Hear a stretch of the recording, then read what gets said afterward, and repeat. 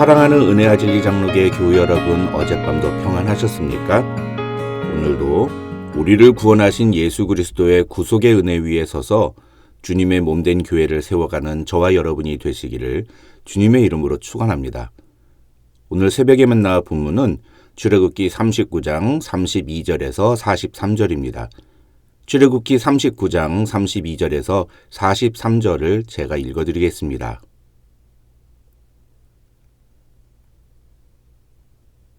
이스라엘 자손이 이와 같이 성막 곧 회막의 모든 역사를 마치되 여호와께서 모세에게 명령하신 대로 다 행하고 그들이 성막을 모세에게로 가져왔으니 곧 막과 그 모든 기구와 그 갈고리들과 그 널판들과 그 띠들과 그 기둥들과 그 받침들과 붉은 물을 들인 수량의 가죽 덮개와 해달의 가죽 덮개와 가리는 휘장과 증거개와 그 채들과 속죄소와 상과 그 모든 기구와 진설병과 순금 등잔대와 그 잔 곧 버려놓는 등잔대와 그 모든 기구와 등유와 금제단과 관유와 향기로운 향과 장막 휘장문과 놋제단과 그 놋그물과 그 채들과 그 모든 기구와 물두멍과 그 받침과 뜰의 포장들과 그 기둥들과 그 받침들과 뜰 문의 휘장과 그 줄들과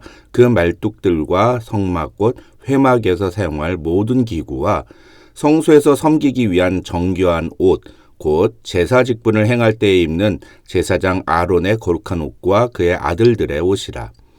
여호와께서 모세에게 명령하신 대로 이스라엘 자손이 모든 역사를 마치매 모세가 그 마친 모든 것을 본즉 여호와께서 명령하신 대로 되었으므로 모세가 그들에게 축복하였더라.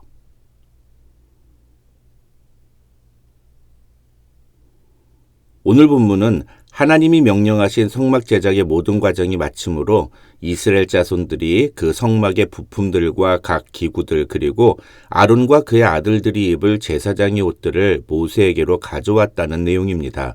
이때부터 솔로몬이 성전을 완공할 때까지 성막은 이스라엘 민족에게 있어서 국가적으로나 영적으로 가장 중요한 장소가 됩니다. 성막은 하나님의 임재와 인도하심 그리고 계시를 상징하는 장소였습니다. 뿐만 아니라 성막과 그 안의 모든 기구들은 장차 오실 예수 그리스도와 그분의 구속사역을 보여주는 그림자였습니다. 그래서 성막은 단순한 종교시설이 아니라 하나님께서 자기 백성에게 주신 살아있는 복음의 메시지였습니다. 그런데 신약 성경은 성막과 성전이 보여주었던 하나님의 거하심이 예수 그리스도 안에서 성취되었으며 또한 예수 그리스도와 연합한 교회 안에서 지금까지 계속된다고 가르칩니다. 바울은 교회를 하나님의 성전이라고 부르며 하나님께서 성령으로 그 가운데 거하신다고 말합니다. 따라서 우리는 오늘 본문을 읽으면서 단순히 광야에서 성막을 건축하던 이스라엘 백성들의 이야기만 보면 안 됩니다. 하나님께서 그들을 사용하셔서 성막을 세우게 하셨듯이 오늘도 예수 그리스도께서는 우리를 사용하여 그의 몸된 교회를 세워가신다는 사실을 우리는 기억해야 합니다. 그런 의미에서 오늘 본문은 교회를 세워가는 성도들이 반드시 기억해야 할 중요한 원리들이 몇 가지 담겨 있다고 할 수 있습니다. 첫째로 오늘 본문 32절과 42절을 보면 여호와께서 모세에게 명령하신 대로 이스라엘 자손이 다 행했다. 모든 역사를 마쳤다고 성경은 말합니다. 사실 출애굽기 36장부터 39장을 보면 성막과 그 모든 기구들을 만든 것은 부살렐과 오홀리압 두 사람뿐인 것처럼 묘사되어 있습니다. 또 36장 2절에 의하면 모세는 부살렐과 오홀리압뿐만 아니라 마음이 지혜로운 사람 곧 그 마음에 여호와께로부터 지혜를 얻고 와서 그 일을 하려고 마음에 자원하는 모든 자를 불렀다는 기록이 있습니다. 하지만 그렇다 하더라도 이스라엘 자손 모두가 다 이 일을 함께한 것은 아닙니다. 그런데 오늘 본문은 이 성막 제작 작업을 이스라엘 자손이 마쳤다 이렇게 말하고 있다는 것입니다. 성막을 만드는 일이 어느 특정한 사람들에게만 주어진 임무가 아니라 이스라엘 민족 전체의 공동체 작업이었다는 것입니다. 고린도전서 12장에서 바울은 교회를 그리스도의 몸이요 지체의 각 부분이라고 말하면서 하나님께서는 그 원하시는 뜻을 이루시기 위해 각 지체를 그 몸에 두시고 그 지체들이 각각 고유의 기능을 통해 역할을 감당하도록 은사를 주셨다고 말했습니다. 그러면서 그는 몸에 붙어있는 어느 한 지체가 한 일은 그 지체가 한 일이 아니라 몸 전체가 한 일이라고 말했습니다. 이 말씀에 비추어 볼 때 비록 성막과 그 기구들을 만든 사람은 브살렐과 오홀리압 그리고 소수의 사람들이지만 그것은 이스라엘 자손 전체가 함께한 사역이라고 봐도 무방하다고 할 수 있다는 것입니다. 그렇다면 성막 제작에 직접적으로 참여하지 않은 다른 이스라엘 백성들은 어떤 식으로 이 작업에 참여했을까요? 그것이 바로 어제 우리가 살펴본 36장 3절의 의미입니다. 그들은 성막 제작에 필요한 예물을 하나님께 드림으로 성막 제작에 동참한 것입니다.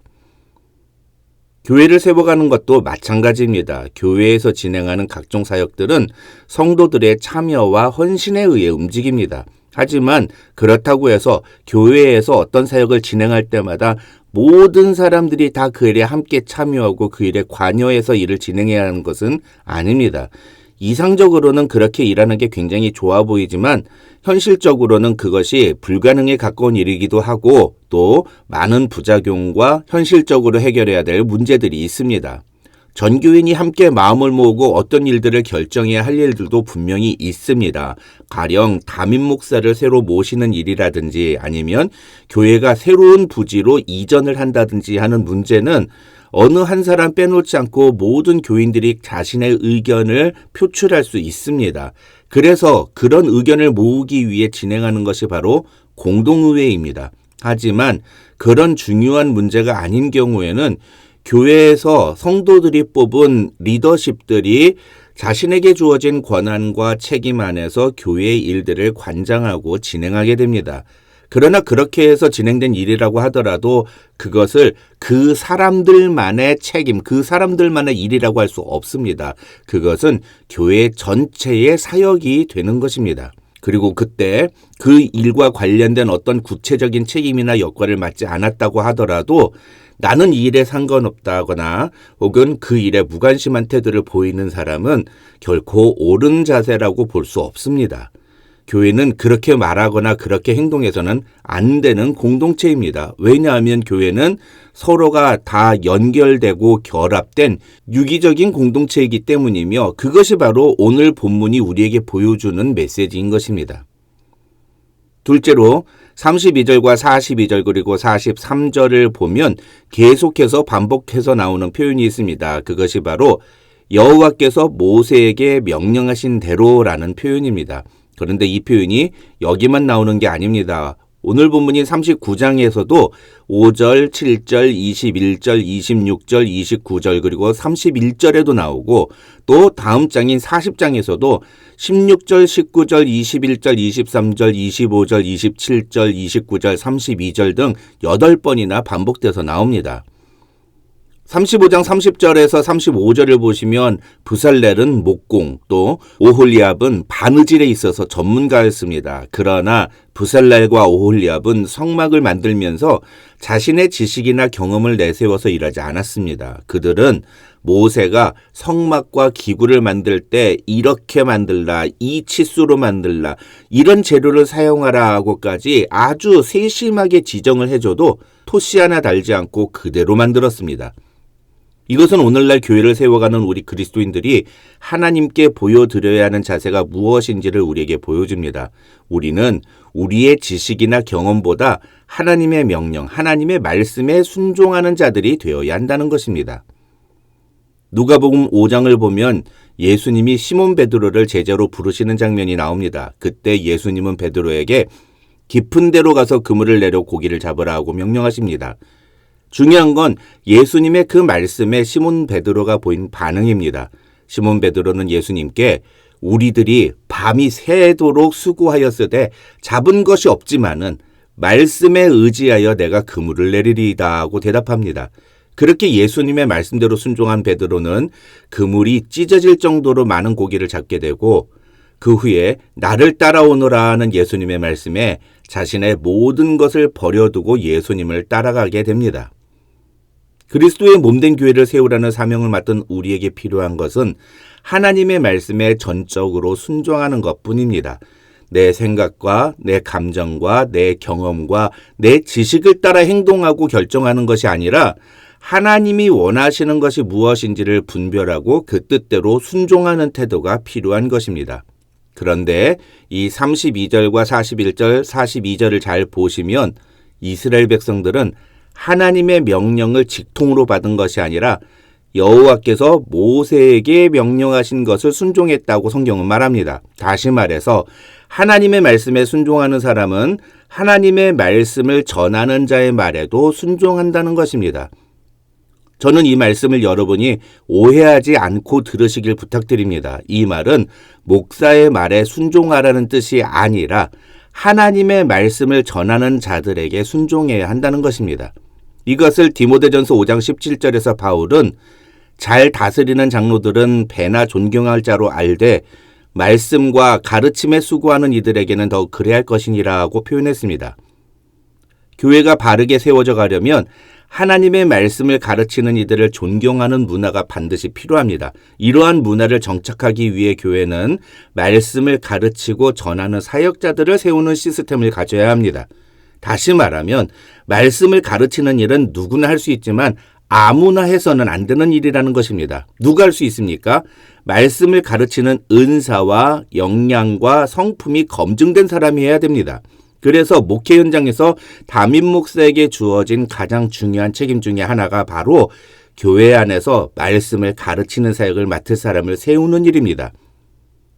몇 번이나 말씀을 드렸습니다만 건강한 교회가 되려면 평신도들이 하나님의 말씀을 직접 연구하고 가르치는 수준까지 자라가야 합니다.